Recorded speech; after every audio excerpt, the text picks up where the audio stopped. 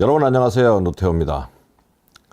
오늘 시간에는 이 어르신들이 많이 겪는 심장 질환을 중심에서 말씀드릴 텐데, 어르신들이 많이 겪는 심장 질환 하면은 사실 심장 부정맥을 빼놓을 수 없어요. 심장이 고르지 않게 뛰는 심장 질환이 바로 심장 부정맥인데, 이 부정맥 중에서 몇 가지가 특히 어르신들을 좀 괴롭히는 병입니다. 그래서 오늘은 어르신들이 주로 겪는 심장 부정맥을 중심으로 해서 말씀드리겠습니다.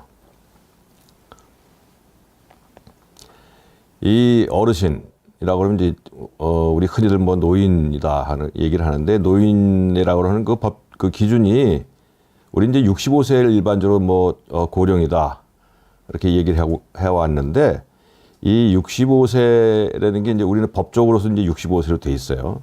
근데 이게 알고 봤더니 이 65세라는 기준이 알려지게 된 게 자그마치 130년 전에 독일의 이 비스마르크라고 그러는 이제 재상이 있었는데, 그때 처음 나온 기준이라고 그러네요. 저도 이번에 처음 알게 됐어요. 그러니까 이게 현실하고는 이제 엄청나게 떨어진 기준이죠. 근데 이 기준이 이제 한마디로 엉터리니까 이 기준을 좀 현실적으로 만들고자 하는 그런 여러 가지 시도가 있는 모양입니다. 그래서 지금 이제 국제적으로 많이 통용되고 있는 기준은 뭐냐면은, 기대 여명이 15년 정도 남은 시점부터는 우리가 이제 노인이다 이렇게 이제 하는 모양이에요. 근데 이게 무슨 소리냐 하면은, 우리가 65세라고 이제 딱 기준점을 잡게 되면 어떤 일이 생기냐면은, 나라에 따라서 이제 평균 수명이 굉장히 짧은 나라들이 있잖아요. 가령 평균 수명이 60밖에 안 되는데 노인의 기준이 65세라고 그러면은 그때까지 뭐 생존해 있는 분이 별로 없을 텐데 무슨 노인의 기준이 무슨 의미가 있겠어요. 그래서 그런 게 감안돼 가지고 기대 여명이 15년 정도 돼 있게 되면은 그때부터 노인이다 이렇게 이제 하는 그런 게 이제 일반적으로 받아들여지는가 봐요. 그거로 따져서 보게 되면 우리나라는 어떻게 되냐면 73세부터가 노인에 해당된다고 그러네요. 근데 유엔에서는 그것보다도 더 완화시켜서 80은 돼야지 그다음부터 이제 노인으로 생각을 하자 이렇게까지 얘기를 하고 있고, 실제적으로 이제 의학 논문에서도 보면은 물론 지금도 이제 65세 이상을 고령으로 잡기도 하지만 아예 80세 이상만을 잡아서 80세 이상에서는 어떠한 특징이 있더라 하는 그런 의학적인 논문들도 많이 눈에 띄는 거 보니까 이 고령, 어르신의 정의가 차츰 올라가고 있는 것 같습니다. 지금 이제 보시는 그림이 이제 제가 오늘 말씀드리고자 하는 심장, 또 심장에서도 이제 부정맥 관련된 걸 오늘 주로 말씀드린다고 했는데, 여기 이제 보이시는 게 여기 보이시잖아요. 이런 것들, 여기 이렇게 나뭇가지처럼 쭉 보이는 것들이 심장 근육이에요. 심장 근육이 저렇게 나뭇가지처럼 얼기설기 돼 있으면서 저게 이제 심장에 자극을 받게 되면은 길이가 짧아지면서 수축해서 이제 혈액을 내보내고 이런 걸 하게 되죠. 근데 이제 아래에 있는 그림은 저기 연세가 드셔가지고 오래 사용한 심장 근육은 저렇게 이제 변화가 옵니다. 우리가 실제로 의학적 내용은 모르지만 한눈에 봐도 저 붉은색으로 보이는 심장 근육이 상당히 얇아진 거 보이죠? 얇아지고 또 숫자도 줄어들게 되고, 근육하고 근육 사이에 저렇게 좀 푸른빛이 도는 저기 이제 간질이라고 그러는 건데, 저게 이제 실제적으로 그 심장 수축하는데 작용하는 세포는 아니고 연세가 들어가면서 이제 거기 섬유화가 된다든지 이런 기능과는 직접 관련이 없는 그런 저런 세포들로 이제 자꾸 대체가 돼가는 걸 볼 수 있어요. 그래서 이제 심장 근육의 숫자 자체가 줄고 또 근육의 크기도 줄고 그러면서 탄력도 감소되고, 그러니까 심장의 본연 기능이 이제 수축하고 이완할 때 그 기능도 좀 떨어지게 되고, 그러면서 저런 실제 이제 곧 말씀드리겠지만 심장이 수축하고 이완하는 데는 이제 전기 활동이 있거든요. 그래서 전기가 들어가고 나가고 이런 과정을 거치게 되는데, 전기가 흘러가는데 혼돈이 오면서 부정맥이 발생하는 수도 많이 있어요. 그래서 이런 것들은 어떻게 보면 좀 약간 피할 수 없는 그런 변화로 받아들여야 됩니다. 연세가 드셔가지고 어르신들이 겪게 되는 심장 질환이 있고, 심장 질환에서는 특히 이제 부정맥이 중요하다고 그러는데, 부정맥도 이제 종류가 굉장히 여러 종류거든요. 그래서 연세가 드시는 어르신들이 겪는 대표적인 부정맥 두 개를 든다 그러면 이 두 가지가 빼놓을 수가 없어요. 첫 번째는 심장이 아주 늦게 뛰는 부정맥입니다. 그래서 이걸 의학 용어로는 동기능 부전 증후군이다 이렇게 이제 부르기도 하고, 또 한 가지는 심장이 굉장히 빠르게 뛰면서 불규칙하게 박동하는 심방세동이라고 그러는 부정맥도 있어요. 아마 들어보신 분들이 많이 계실 거예요. 그래서 이런 두 가지 부정맥이 사실은 아주 대표적인 부정맥이고 중요성이 굉장히 큰 부정맥이기 때문에 이 두 가지를 중심해서 말씀드릴까 합니다. 지금 보시는 그림이 이제 심장에서 아까 말씀드린 대로 심장이 수축하고 이완하고 할 때는 심장 근육으로 이렇게 전기가 흘러간다고 그랬잖아요. 이 전기가 만들어지는 것도 있고, 만들어진 전기가 이렇게 또 길을 따라서 흘러가기도 합니다. 그러면서 심장이 수축하고 또 펴지는 이완도 하고 이런 작용을 하는데, 여기 그림에 보시는 것처럼 심장은 사실 이렇게 그 구획이 넷으로 나눠져 있어요. 그러니까 이렇게 해서 이 윗부분이 심방이라고 그러는 것이고, 이 아랫부분이 심실이라고 그러는 거예요. 근데 이게 또 이 좌우로 나눠져 가지고 하나, 둘, 셋, 넷, 네 개의 구획으로 나눠져 있는 방으로 구성이 되어 있어요. 근데 이제 심장에서 전기를 만들어내야 되고, 그 만들어낸 전기가 또 흘러내려가야 하는 길이 있는데, 여기 보시는 이 부분, 여기가 이제 동결절이라고 그러는, 여기가 이제 심장에서 미약하지만 전기를 만들어내는 거예요. 그러니까 우리 발전소를 생각하시면 되겠죠. 여기서 이제 전기를 만들어내면은 이제 전선을 타고서 이렇게 쭉 흘러내려. 이 노란 줄이 이제 쉽게 얘기하면 전선입니다. 전선. 여기서 만들어낸 전기는 심방으로 흘러가고, 또 여기 노랗게 표시되어 있는 방실결절, 이게 다 이제 특수 전선이거든요. 여기를 통해서 이제 아래로 쭉 전기가 흘러내려가고, 전기를 받으면 심실 근육이 이제 수축하면서 혈액을 내보내는 그러한 현상이 이제 되풀이되는 거죠. 이제 심장 내에 무슨 발전소도 있고 전선이 있냐라고 하지만 실제입니다. 실제. 아주 미약하긴 하지만 심장 안에서 전기를 만들어내는 곳도 있고, 또 전기가 흘러가는 길도 있어요.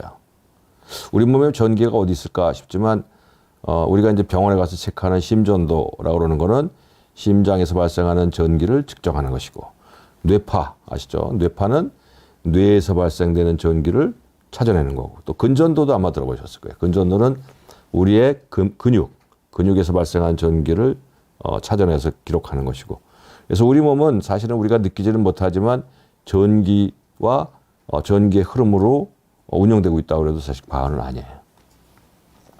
보시게 되면 이제 심장 내에 전기를 만들어내는 발전소가 동결절. 여기서 이제 전기를 계속 규칙적으로 만들어내고 있어요. 우리 심장이 1분에 60번 박동한다 하면은 이 동결절에서 전기를 60번씩 규칙적으로 만들고 있는 거예요. 얘가 100번을 만들면 우리 심장 100번 뛰는 겁니다. 그래서 동결절이라는 데가 전기를 만들어내는 것이고, 그다음에 여기서 만들어내는 전기는 심방을 거쳐서 이 방실결절이라고 하는 다리를 건너서 그 다음에 심실로 흘러내려가게 되는, 그러면서 이제 심실, 실제 혈액을 내보내는 거는 이 심실이에요. 특히 좌심실이라고 하는 게 혈액을 내보내는 주 펌프로서 작용을 하거든요. 그래서 이런 과정을 거친다 아시고요. 우리 심장이 이제 박동 어떻게 할까? 우리가 심장 박동할 때 심장이 이제 박동해라, 이제부터 빨리 박동해라, 이제부터 천천히 박동해, 이렇게 우리가 얘기하지 않죠. 심장은 스스로 알아서 박동해요. 그러니까 빨리 박동해야 될 필요가 있으면은 자기가 알아서 빨리 박동하고, 또 우리가 잠들거나 사색을 하거나 명상을 하게 되면 또 자기가 알아서 심장 박동수가 서서히 떨어져요. 이게 아주 이제 자유자재로 우리 몸의 필요에 맞춰가지고 상당히 그 아주 유연성 있게 그런 그 작용을 하게 되죠. 이게 우리 심장이 이렇게 박동을 하는데 한 번 수축을 해서 우리 심장을 해서 1분간에 대개 60 내지 100번 정도를 박동을 해요. 그 안에서 주로 왔다 갔다 합니다. 조금 빨리 긴장하거나 하면 조금 좀 빨리 뛰게 되면 100번 가까이 뛰고, 또 푹 쉬게 되면은 60번, 물론 그 밑에 한 50번 정도, 우리가 잠들게 되면 또 한 50회 박동하기도 하고 그래요. 그래서 심장이 한 번 박동을 하게 되면은 한 번 수축해서 혈액을 내보낸다 그랬죠. 그때 나가는 혈액의 양은 50 내지 100cc예요. 100cc, 50 내지 100cc 잘 가늠은 안 가겠지만 우유팩 조그만거 한 개가 한 100 몇십 cc 정도 될 거예요. 그러니까 그거의 절반이나 3분의 1 정도 되는 혈액이 한 번 심장이 수축하면서 나간다 생각하시면 되고요.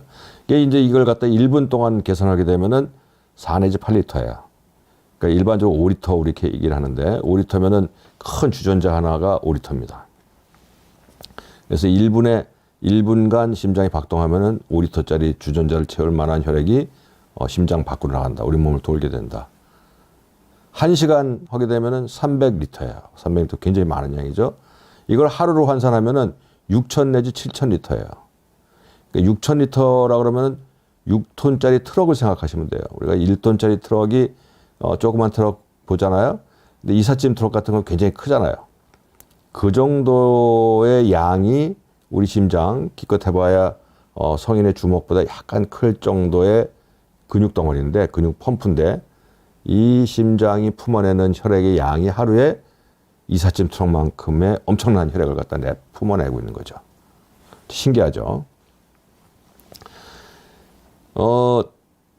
연세 드신 분들한테 발생하는 부정맥이 크게 두 가지가 있다고 말씀드렸어요. 하나는 서맥에 심장이 늦게 뛰는 부정맥이고 또 하나는 심방세동이라고 해서 심장이 굉장히 빨리 뛰는 부정맥. 두 가지가 다 연세 드신 분들한테 많이 생기는 부정맥이에요. 그 우선 첫 번째 서맥이라고 하는 건 심장 박동이 늦게 뛰는 부정맥입니다. 심장 박동이 정상적인 박동보다 굉장히 늦게 뛰는 부정맥이에요.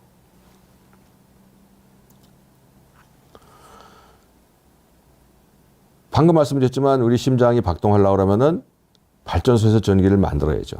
그 만들어내는 전기가 전선을 따라서 쭉 흘러내려가서 심실이 수축해야지만 혈액이 나가는 건데 발전소에서 전기를 잘 못 만들거나 정상적으로는 60 내지 100번 정도를 1분에 60 내지 100번 정도를 규칙적으로 만들어내야 되는데 이 발전소가 약간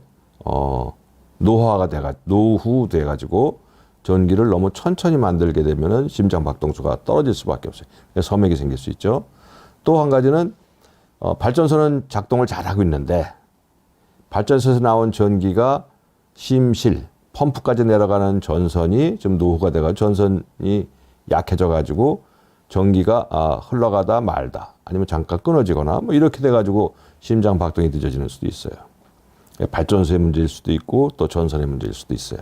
이게 두 가지가 다 심장이 늦게 뛰는 부정맥으로 나타납니다. 이 그림 한번 보세요. 이 그림 보시게 되면 이게 뭐 심전도 그림인데 우리가 심전도라는 건 아마 아직까지 한 번도 안 검사해 본 분은 안 계실 거예요.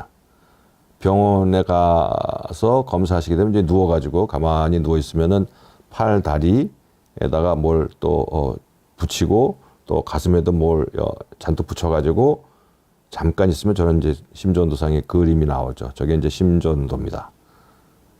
심전도라는 거는 심장 안에 이제 전기가 만들어지고 또 전선을 따라서 흘러가고 하는 걸 갖다가 잡아내는 거예요. 잡아내서 증폭을 해서 저렇게 그림으로 표시하는 게 바로 심전도예요. 여기 보시게 되면 이렇게 빼죽빼죽한 거 보이잖아요. 빼죽빼죽한 거. 이게 이제 심장이 한 번 박동할 때마다 이렇게 빼죽 나오는 겁니다. 요거는 지금 1분간에 한 60회 정도 심장 박동하고 있는 거예요. 1초에 한 번 정도 박동하고 있는 거예요. 그러니까 쿵 굉장히 규칙적으로 심장이 박동하고 이게 이제 정상적인 거예요. 그런데 이게 이제 제일 위에 그림이 이제 기준이죠. 우리가 방금 전에 보셨던 정상적인 상태의 심장의 박동을 보여주는 거죠. 쿵. 근데 가운데 그림 보시게 되면은 쿵 조금 있다가 쿵 이렇게 나가는 거죠. 이 심장 박동수가 60회인데 비해서 이 당시의 심장 박동수는 35회. 굉장히 천천히 박동하고 있는 거예요. 이 아래 거는 쿵 한참 있다가 또 쿵 한참 있다가 콩. 이건 28회 박동하고 있는 거예요. 그러니까 심장이 정상적으로 60에서 100회 정도는 박동을 해야지만 우리 몸에 필요한 그 혈액을 충분히 공급할 수 있는데 29회, 28회 박동수의 한 3분의 1밖에 박동을 못한다고 그러면은 충분한 혈액을 공급할 수 없죠. 이게 이제 서맥으로 인해서 발생되는 우리 몸의 신체적인 문제가 발생하는 게 이런 겁니다. 이것뿐만 아니라 더 심하면 이렇게 나타날 수도 있어요. 위에 그림 보시게 되면 심장이 분당 60회로 아주 규칙적으로 잘 박동을 하고 있는데 이 아래 그림 보시게 되면 심장이 쿵쿵쿵쿵쿵 박동하다가 박동을 멈췄어요. 쭉 조용하죠.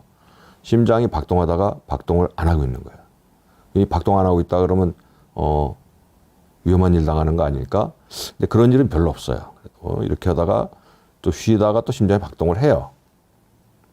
여기 보시게 되면은 이렇게 심장이 쭉 박동을 멈춰가지고 쭉 갔죠.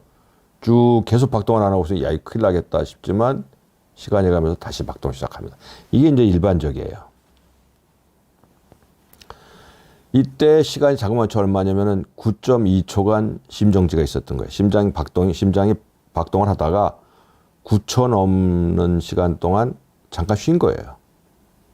이게 이제 심장이 박동을 하다가 심장은 여기에 있고 뇌는 여기 있잖아요. 이게 이제 심장 박동이 늦어지게 되면 제일 먼저 영향을 받는 기관이 뇌예요, 뇌. 왜 그러냐면은 심장은 아래에 있고 뇌는 위에 있잖아요. 그래서 뇌로 혈액을 보내려고 그러면 심장이 강력하게 펌프를 하면서 피를 압력을 가지고 머리 쪽으로 쏴줘야 돼요. 근데 이 쏴주는 피가 심장이 잠깐 멈추게 되면은 머리 안에 들어있던 혈액이 중력에 의해 가지고 아래쪽으로 쏠리면서 그나마 남아있는 혈액이 밑으로 빠져버리게 되거든요. 그러면 뇌가 일시적으로 피가 모자란 현상이 와요. 뇌빈혈이 오는 거죠. 그러니까 뇌에 피가 일시적으로 모자라게 되면은 뇌가 가지고 있는 기능들, 우리 몸을 유지시키고 또 생각을 하고 이런 기능들이 순간적으로 떨어지게 되죠. 그래서 정신을 잃고 꽝 쓰러지게 되는 겁니다. 이게 이제 그 의학적으로 본다면은 9초 동안 심장이 박동을 정지했다. 그러면 어떤 일이 생기냐면은 1초에 한 번 정도 심장이 박동하니까 9번 심장 박동을 못한 거예요. 그럼 아까 한 번 심장이 박동할 때 50 내지 100cc가 나가야 된다고 그랬잖아요. 근데 이게 9번 심장 박동을 멈추게 되니까 곱하기를 해보게 되면 450cc 내지 900cc 정도의 혈액이 못 나간 거예요. 근데 뇌의 순간 혈액량, 뇌에는 항상 150cc 정도의 혈액이 들어가 있는데 이게 자그마치 9초 동안 심장 박동을 못하니까 안에 있는 피는 밑으로 쏠려버리고서는 올라가는 피는 없게 되니까 뇌가 혈액을 못 받는 거죠. 가장 우리 몸 중에서 혈액을 가장 많이 필요하는 기관, 산소를 많이 필요하는 기관이 뇌거든요. 그러니까 그것 때문에 뇌가 기능을 잃고선 꽝 자빠지면서 쓰러지는 그런 일이 현상이 생기게 되는 거예요. 그래서 이런 그 심장 박동이 늦어지면 어떤 증상이 생기느냐? 아주 심하지 않을 때 그냥 심장 박도 적절하게 낮은 상태로 유지가 되면 이런 증상이 생겨요. 지속적 머리가 띵하거나 기억력이 좀 떨어져 있고 또 인지 능력이 떨어져요. 사고하고 깊은 사고를 한다든지 산수 계산을 한다든지 뭐 이런 그 고급 두뇌를 사용하는 능력들이 좀 떨어질 수 있고요. 그다음에 또 기운도 좀 무기력해지고 또 활동을 하게 되면은 숨이 좀 차죠. 심장이 충분히 박동을 해가지고 온몸에 혈액을 잘 보내야 되는데 그게 떨어지니까 활동하게 되면 좀 숨도 찰 수 있고 운동 능력 떨어지죠. 그러다가 이게 이제 더 심해지면은 아까 보셨던 것처럼 심장 박동이 순간적으로 몇 초간 중지하게 되면은 어지러워지죠. 핑 하면서 쓰러지게 정신을 잃고 실신하게 되는 겁니다. 이게 이제 가장 서맥의 중요한 증상이죠. 근데 아주 극단적인 경우가 아닌 그냥 심장 박동이 서서히 좀 늦어져 있는 상황이다라면은 어떠한 증상이 있냐면 바로 말씀드린 이런 증상이거든요. 그저 골이 좀 띵하고 기억력도 좀 떨어져 있고 기운 없고 활동하면 숨도 좀 차고 어지럽고 근데 이런 증상 생각해 보면 이게 심장 박동이 늦은 건지 그렇게 생각하기가 좀 어려워요. 어떻게 생각하냐면은 빈혈, 피가 모자라서 그런가 보다. 그 다음에 혈압이 낮아서 그럴지도 몰라. 또 어떤 경우에는 이건 나이 들면 다 그런 건데 뭘 그런 걸 가지고 그러냐. 이렇게 생각할 수 있어요. 실제적으로 이건 병의 한 모습임에도 불구하고 심장 박동이 늦어서 발생하는 서맥으로 인한 것임에도 불구하고 그냥 넘길 가능성이 많단 말이에요. 실제적으로 많이 넘겨요, 이걸요. 근데 이렇게 심장 박동이 늦은 경우에 치료는 뭐냐면은 심장 박동을 빨리게 하는 약이 없어요. 아주 일시적으로 병원에 입원해 있는 상태에서 정맥 주사를 통해서 일시적으로 심장 박동을 올리는 주사약은 있는데 이거는 계속 할 수 있는 건 아니에요. 결국에 심장 박동이 늦은 경우에 할 수 있는 치료라고 그러는 거는 심박동기라고 그래가지고요. 심장이 늦게 뛰면은 전기를 대신 만들어줘서 심장이 빨리 뛰게 만들어주는 그런 영구심 박동기 밖에는 없어요. 근데 이제 이걸 할 때는 굉장히 좀 신중하게 생각은 해야 돼요. 이렇게 생겼습니다. 모식도를 보게 되면은 이런 식이에요. 주로 이제 왼쪽 그 쇄골하에 이런 조그만 그런 그 박동기라고 그러는 이제 조그만 기계를 집어넣기, 뭐 기계라고 하지만 기계라고 할 건 아니고요. 실물 사진 보여드릴게요. 이런 게 들어가 있고, 여기에 이제 특수전극 줄이 들어가지고 심방, 심실 이렇게 심장의 전기 줄이 연결돼 있어요. 그럼 여기 컴퓨터가 달려 있어가지고 심장이 뛰나 안 뛰나를 갖다가 계속 감시하고 있어요.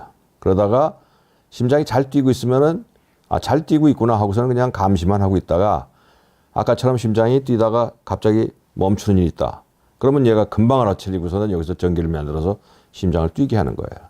그런 경우도 있고, 아니면은 심장 박동이 최소한도 60번, 70번 뛰어줘야 되는데 계속 40번, 50번, 뭐 30번 이 정도에서 낮게 뛰면은 그것 때문에 이제 증상이 나타나니까 그런 경우는 우리가 기계에다가 명령을 할 수 있어요. 심장 박동을 최소한도 60회는 유지시켜다오 하면은 이 기계가 알아가지고 심장을 최소한도 60회 이상 박동할 수 있도록 전기를 지속적으로 만들어줄 수 있어요.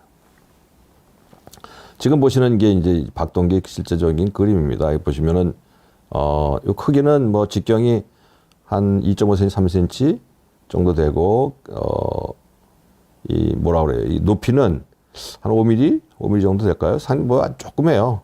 500원짜리 동전 한 3개 정도 얹어놨다 그럴까요? 그 정도 되는 크기. 이거 이제 끄트머리에 이제 특수전극이 달려서 한쪽은 심장 안에 들어가 있는 거죠.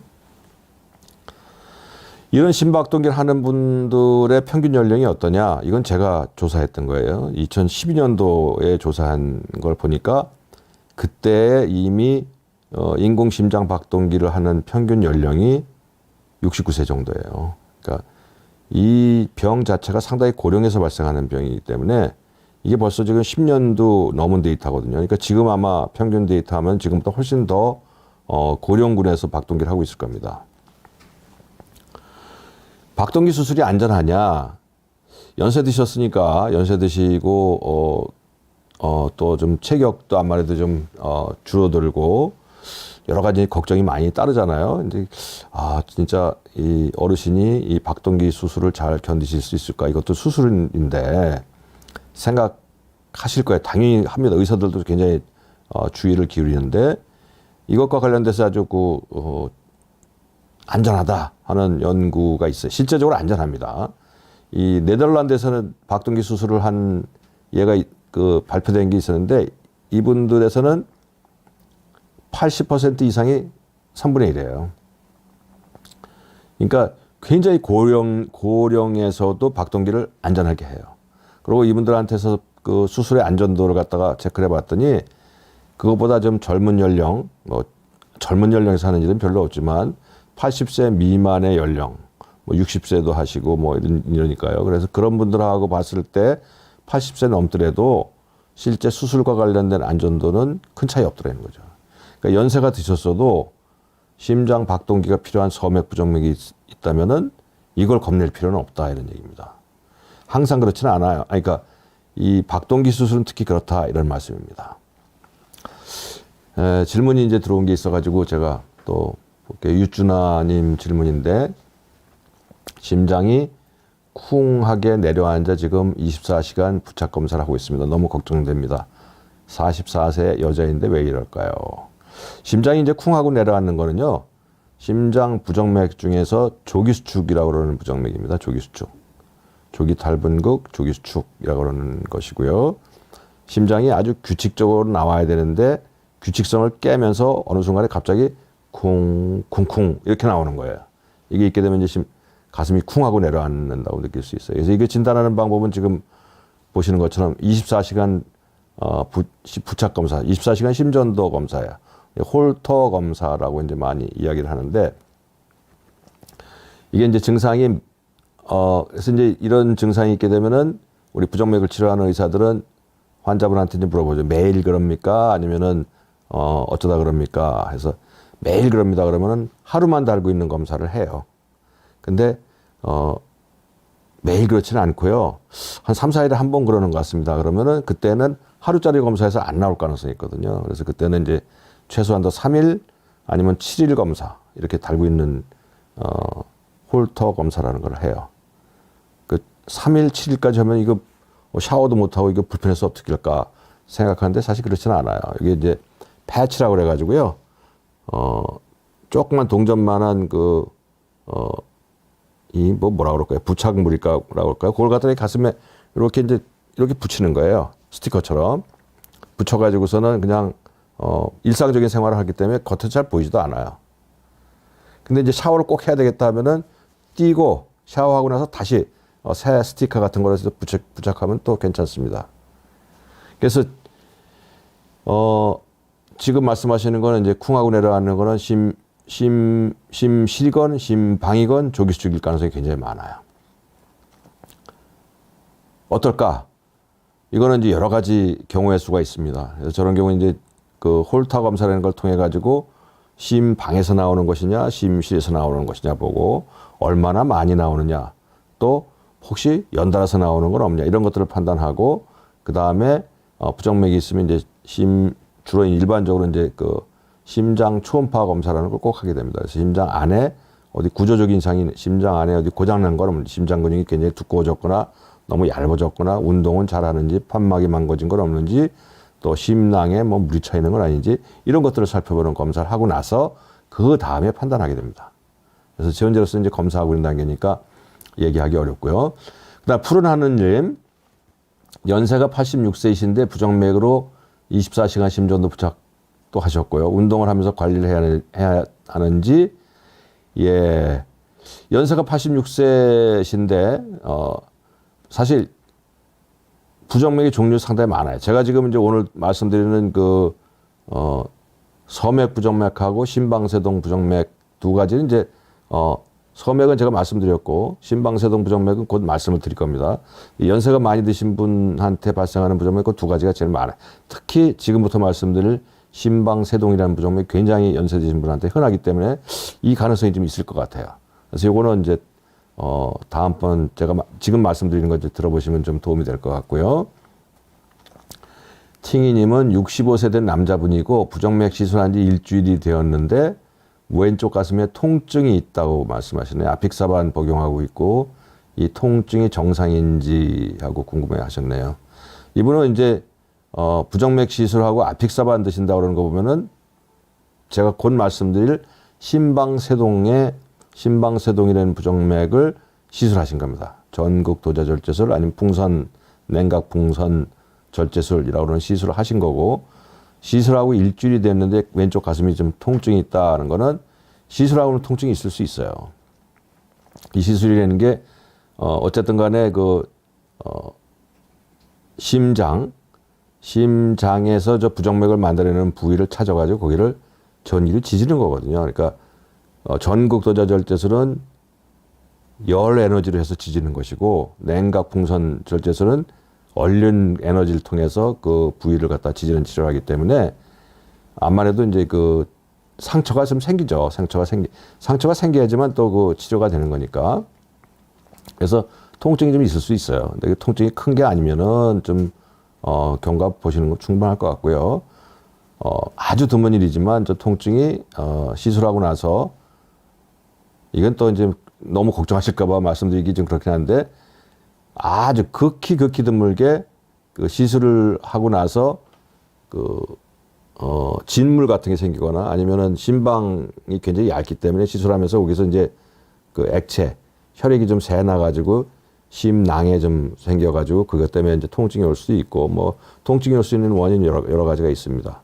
의사 선생님 보시게 되면 금방 파악할 수 있고요. 그다음 아픽사반 복용하고 있다고 하셨는데 아픽사반이라는 건 바로 심방세동이라는 부정맥은 심방이 정상적으로 수축 이완을 못하고 있기 때문에 심방 내에서 혈전이 생겨요. 피떡이 생기기 때문에 그 피떡을 예방하는 약이 그 혈전 항응고제입니다. 항응고제라는 약을 갖다 들고 계시는 거고요. 경희정 씨님은 저는 부정맥뿐만 아니라 빈맥이 있다고 하나요? 라고 말씀하셨는데 빈맥은 부정맥의 일종입니다. 그러니까 부정맥이라는 건 심장 박동이 완전히 정상적으로 박동하지 않는 것을 총칭해서 부정맥이라고 그래요. 그러니까 부정맥의 종류 안에는 심장이 빨리 뛰는 빈맥도 있는 거고 심장이 늦게 뛰는 소맥도 있는 거고 빨리 뛰면서 불규칙하게 박동하는 심방세동도 있는 거고 여러 가지가 있어요. 그래서 빈맥이라는 거는 부정맥의 일종이다. 같은 거다. 이렇게 보시면 돼요. 그 다음에 한성수님. 심장이 부정맥으로 순간 갑자기 엄청 빨리 뛰다 5분 정도 후엔 정상이 되어 심전도 결과 부정맥으로 전기신호가 한 가닥이, 전기신호가 두 가닥이 있다는 게 발견됐다 그러네요. 근데 한 가닥을 인두 같은 것을 찢었다고 그랬어요. 인두. 뭐, 틀린 얘기는 아닙니다. 저 열 에너지를 통해 가지고 지지는 거니까요. 그래서 끊어줬다 해가지고 현재까지 잘 지내고 있는데 지금 괜찮다. 맞습니다. 저거는 이제 빈맥 중에서 제가 아까 그림에서 이제 그런 거 보여드린 거 있었어요.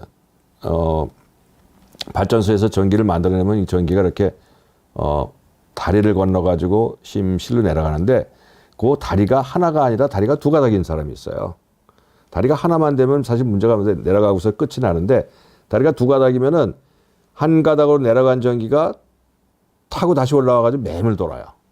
그래서 이 빈맥증이 생겨요. 갑자기 심장이 빨리 뛰는 일이 생기거든요. 그래서 그 두 가닥 중에서 비정상적인 줄 한 가닥을 끊어줍니다. 이게 바로 이제 전극도제 절제술이에요.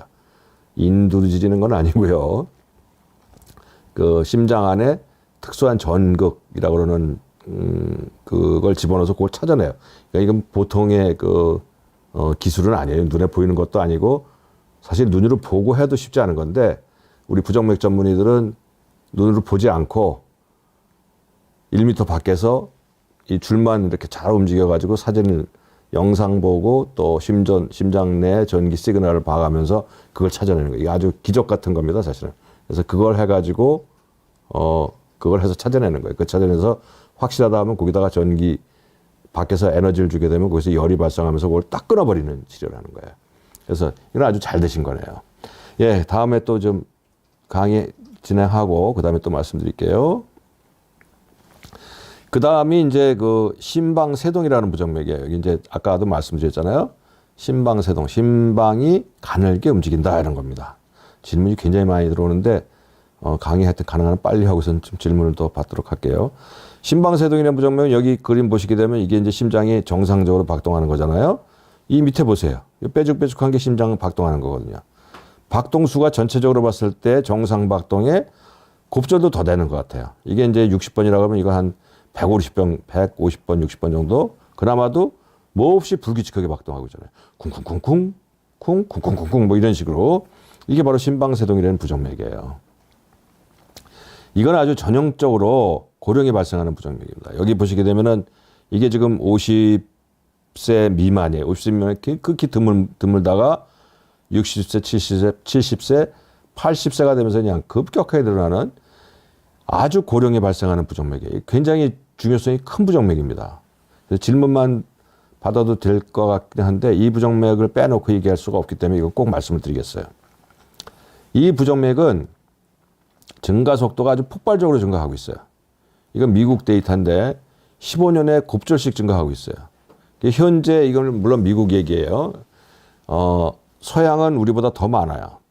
우리나라는 이거보다는 좀 적긴 한데 쉽게 말씀드리면 80세 이상이 10명이 모이게 되면 그중에 한 명이 이 부정맥을 가지고 있어요. 대단하죠.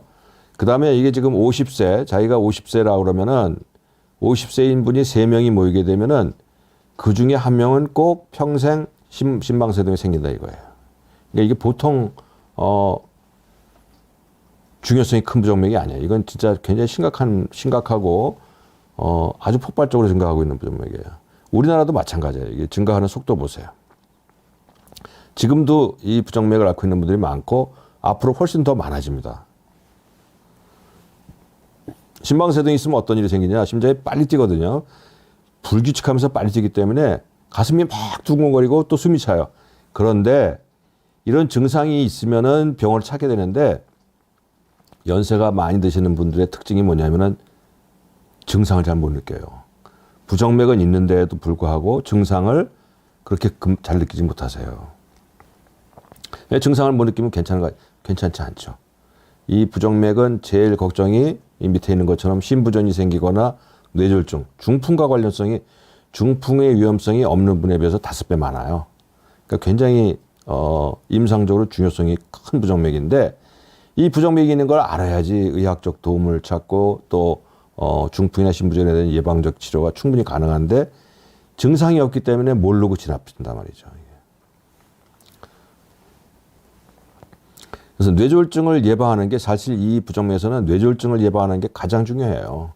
심부전은 잘 생기지 않고 또 치료도 그때 치료하게 되면 되게 금방 좋아지는데 뇌졸중이라는 건 이게 언제 생길지도 모르고 또 그 위험성은 평생 가져가는 거기 때문에 심방세동 부정맥에서는 뇌졸중의 예방이 가장 중요한 포인트다 이렇게 보시면 돼요. 근데 뇌졸중을 예방하기 위해서 사용하는 약이 있어요. 이게 항응고제라는 약인데 이걸 쓰게 되면은 뇌졸중을 상당 부분 예방할 수 있어요. 근데 이런 뇌졸중이 잘 생기는 분들이 있는데 혈압이 있고 당뇨가 있고 연세가 많이 들면 잘 생기거든요. 75세 이상이 되면 뇌경색의 위험의 고위험군이에요. 75세 이상이면은 항응고제를 꼭 사용해야 돼요. 근데 항응고제라는 거는 혈액을 굳지 않게 하는 반면에 부작용이 있을 수 있어요. 부작용이 뭐냐면은 피를 묽게 하기 때문에 출혈을 더 잘 일으켜요. 출혈을. 이 약을 드시게 되면은 뭐 코피가 잘 난다든지 잇몸에 피가 난다든지 엉덩이에 뭐 주사를 맞거나 관절에 주사를 맞으면 거기서 출혈을 해가지고 다른 문제를 일으킬 수 있어요. 그런데 또 65세가 넘어가게 되면 출혈의 위험성이 또 커지거든요. 그러니까 출혈과 뇌경색 예방, 혈전과 두 개를 놓고 저울질을 해야 되는 거예요. 이게 참 까다로운 일입니다. 이건 이런 쪽에 전문적인 지식을 가지고 경험이 많은 분들이 치료를 하셔야 돼요. 그렇지 않게 되면 잘못하면은 이쪽을 가게 되면은 뇌경색이 생길 위험이 있고 이쪽을 가게 되면은 출혈 때문에 다른 문제가 생길 수 있어요. 실제적으로 발생하는 문제입니다. 심방세동이 있는 어르신에서 뇌졸중을 예방하기 위해서 항응고제, 혈액을 묽게 하는 약을 썼는데 연세가 드시면 또 낙상을 잘 하시거든요. 낙상을 하게 되면 가만히 있어도 출혈이 잘 생기면서 출혈의 위험성이 큰데 낙상을 하게 되면은 뭐 말할 필요도 없죠. 그래서 잠깐 머리 부딪혔는데 머리 안에 뇌출혈이 생겨가지고서는 수술까지 해야 되는 경우도 있고요. 그래서 이거 굉장히 까다로워요. 그래서 이거 출혈이냐 뇌졸중이냐 두 개를 가지고 잘 저울질해가면서 개인적인 차이가 어떠나 이런 걸 보아가면서 약도 선택을 하고 해야 되는데 그래서 이 고령군에서 특히 주의해야 되는 게 이제 이런 혈전을 예방하는 약이 콩팥을 통해서 배설하기 때문에 신장 기능이 떨어지게 되면은 약을 갖다 줄여야 돼요. 그래서 신장 기능을 6개월에 한 번씩 꼭 체크를 하셔야 되고요. 그다음 약물 중에서도 출혈 경향이 좀 적은 약이 있을 수 있어요. 그래서 그런 약을 선택하고 또 출혈이 기능이 있게 되면 출혈에 경향이 있게 되면 용량을 갖다 빨리 조절한다든지 그래서 또 괜찮아지면 용량을 조금 올게요. 아주 이게 미묘한 겁니다. 이거라서 이거는 그런 게 있을 수 있다 하는 거 아시고요. 심방세동을 치료 어떻게 하냐면은 맥이 빠르고 불규칙하기 때문에 이걸 갖다가 정상으로 돌리려는 치료를 할 수도 있어요. 아니면은 심방세동을 그냥 가져가면서 다른 문제들 갖다가 잘 예방하는 치료가 있을 수 있어요. 이 두 가지가 이제 크게 나눠지는데 연세가 드신 분들한테는 연세가 드시고 또 여러 가지 다른 연세가 드시게 되면 이제 여러 가지 몸에 심방세동뿐만 아니라 다른 심장병이 있을 수도 있고 이제 여러 가지 다른 문제가 있을 수 있거든요. 그래서 이것도 또 굉장히 중요해요. 어느 쪽으로 갈 것이냐. 이 심방세동을 어떻게든지 무리를 해가지고 정상으로 만들 것이냐, 아니면 심방세동이 있어도 크게 문제가 생기지 않는다 그러면 이걸 그냥 가지고 잘 다스리면서 갈 것이냐, 그걸 갖다 판단해야 되는데, 이것도 부정맥 전문의가 해야 될 일입니다. 시술이라는 건 어떻게 하냐면 저렇게 하는 거예요. 심장 안으로, 이게 심장 아니에요. 이제 요 까만 데 있잖아요. 요 안에서 병적인 전기가 나오는 게 심방세동이거든요. 그래서 이거를 갖다 이렇게 지지는 거예요. 쭉 한 뼘 한 뼘 찢어가지고 나쁜 전기가 새 나오지 못하게 하는 게 전극도저 절제술이고요. 그 다음에 요새는 또 이제 냉각 풍선 절제술이라고 해서 이 나쁜 전기가 여기서 나오는 거거든요. 여기서 새 나오지 못하게 여기다 풍선, 냉각으로 된 풍선을 넣어서 여기를 갖다가 조직을 갖다가 쉽게 얘기하면 약간 반쯤 죽여놓는 거죠. 그렇게 되면 전기가 새 나오지 못하게 하는 거, 이런 게 이제 냉각 풍선 절제술. 그러면은 가령 이 정상 리듬으로 회복시키는 게 이런 시술, 아까 이제 심장 박동기를 할 때 연세 드신 분들도 안전하게 할 수 있다. 다른 연령군 그보다 좀 상대적으로 젊은 분에서 하는 거나 80세 이상에서 하는 거나 수술과 관련된 위험성이 큰 차이가 없기 때문에 심장 박동기는 연세 드신 분에서도 상당히 안전하게 할 수 있다라고 말씀드렸는데, 과연 이 시술도 그러냐? 여기엔 약간 좀 다릅니다. 학자들이 연구를 해봤어요. 의사들이 이제 연구를 해봤어요. 연세 드신 분들한테도 시술해봤더니 시술하는데 별 문제는 없었어요. 그리고 합병증도 그렇게 크지는 않았어요. 그런데 어르신들은 심장을 오래 사용했고 또 했기 때문에 그런 게 없다 하더라도 심방에 좀 변화가 많이 와 있어요, 이미. 그래서 그 시술을 해가지고 전기를 새 나오지 않게 한다 하더라도 재발할 가능성이 좀 더 많아요. 그 다음에 또 심방수동 외에 다른 심장 질환을 가지고 있을 가능성도 많거든요. 그 다음에 또 이걸 갖다가 약을 썼을 때, 항부정맥 약제를 쓰게 되면은 그렇지 않아도 연세 드시고 어르신들은 심장 박동이 늦은 소맥성 부정맥이 발생할 가능성이 좀 많다고 그러는데, 거기다 약을 쓰게 되면은 소맥 부정맥 위험이 훨씬 더 커질 가능성이 있어요. 그래서 이제 굉장히 조심을 해야 됩니다. 그래서 이제 어르신에서 발생하는 부정맥은요, 이 어르신들이 이 심장을 갖다 오래 사용해왔던 심장이기 때문에 여러 가지 그 변화가 와 있을 수 있다는 걸 갖다 충분히 이해를 하고 있어야 돼요. 그래서 치료할 때에는 첫 번째 따지는 게 안전입니다, 안전. 혹시 이 시술을 통해 가지고 아니면 이 치료를 통해서 좋아질 확률도 있지만, 혹시라도 불행한 일이 생길 확률이 조금이라도 많다라고 생각할 때는 포기할 수도 있어야 돼요. 그 포기한다고 그래가지고 크게 달라지지 않거든요. 그러니까 우리 심방세동에서 그걸 갖다가 억지로 시술을 해서 정상으로 돌리는 경우하고, 심방세동은 그냥 가지고 약 가지고 다른 합병증 안 생기게 하는 경우하고 두 개를 갖다 비교해 봤더니 큰 차이가 없었다는 거예요. 그 사망이나 뭐 이런 면에서 큰 차이가 그렇다 그러면 굳이 이렇게 위험성을 안고서는 연세 드신 분들한테 그 위험성을 안고 할 이유는 사실은 좀 적은 거죠. 없다고 할 수는 없지만 좀 상대적으로 굉장히 적다고 볼 수 있는 거죠. 그래서 특히 어르신들한테서는 이 좀 위험한 시술과 관련되거나 아니면 좀 이 치료에 있어서도 약간 그 관열적인 혹시라도 위험성이 있을 만한 시술을 이러한 치료 방법을 선택할 때는 득실을 굉장히 따져야 돼요. 그래가지고 조금이라도 위험하면은 위험성이 좀 생긴다 그러면 사실은 좀 포기할 줄도 알아야 돼요. 그래서 제가 여기 마지막에 그림 그려놓은 게 저울이잖아요. 그래서 이 치료 방법을 선택했을 때 얻을 수 있는 득이 어떤 게 있겠는가? 아니면은 다른 치료 방법을 했을 때, 온건한 치료 방법을 했을 때 득과 실을 갖다가 잘 따져요. 이게 사람마다 달라요, 개인마다. 그래서 이걸 갖다가 아주 상세하고 아주 세세하게 젊은 분들에 비해서는 훨씬 더 상세하고 조심해서 판단해야 되겠다 하는 게 제가 드리는 말씀의 결론뿐입니다. 남은 이제 질문을 또 좀 소화를 해보겠습니다. 음악사랑님, 오늘 응급실에 갔다가 왔고요. 63세 여성인데 의자를 들어 올리는 순간 어지럽고 심장이 두근거리고 팔다리가 떨리고 그랬다 그러네요. 혈압도 올라가고 이거 조금 증상이 약간 좀 애매하네요. 의자를 들어 올리는 순간에 어지럽고 심장이 두근거렸다. 글쎄요, 의자가 뭐 굉장히 무겁거나 큰 의자라 그러면 사실 이제, 운동을 안 하는 분들이 갑자기 근육 운동을 하게 되면은 이제, 그 근육에 혈액을 공급해야 되니까 심장 박동이 빨리 뛸 수밖에 없죠. 빨리 뛰어가지고 근육에다 혈액을 갖다 충분히 공급해야 돼. 그래서 심장이 좀 두근두근 할 수는 있어요. 팔다리 떨리고, 글쎄요. 이건 참 좀 증상이 좀 애매하네. 그러니까 저혈압이 있던 분이라도, 갑작스럽게 운동량이 늘어가게 되면 심장 박동이 빨라지고 또 혈관이 수축하기 때문에 혈압이 올라가고 저런 증상이 올 수는 있을 것 같아요. 저게 되풀이되는 증상인지 그건 한번 좀 살펴볼 필요가 있겠네요. 그래서 이거는 이 질문하신 것만 가지고 대답하기는 좀 어려울 것 같아요.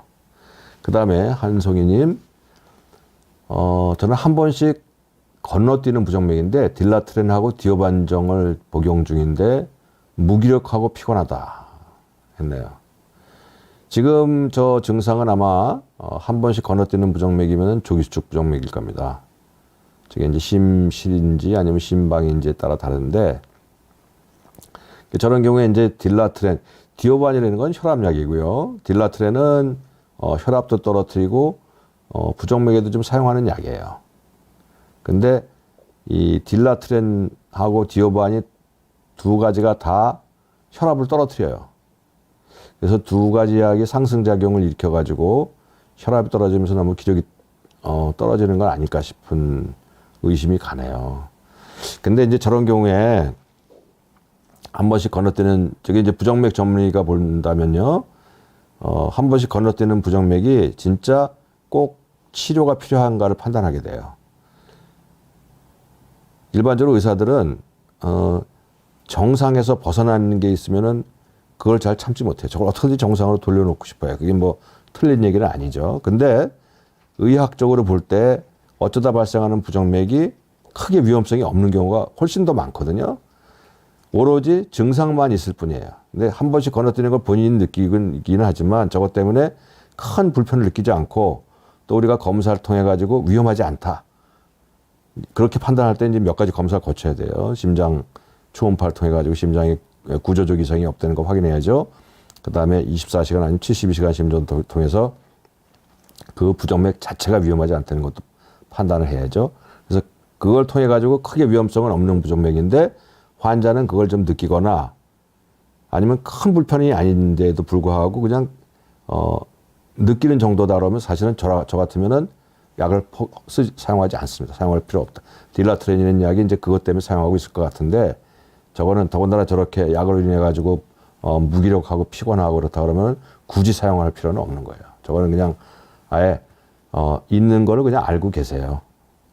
하지만 절대 위험하거나 그런 거 아니니까 마음 편하게 생각하고 저건 사용하지 않아도 됩니다. 이렇게 하는 것도 괜찮을 것 같아요. 그것도 한 가지 방법일 것 같고요. 시간이 이제 얼마 안 남았네요. 서맥과 미주신경실신과도 관계가 있나요?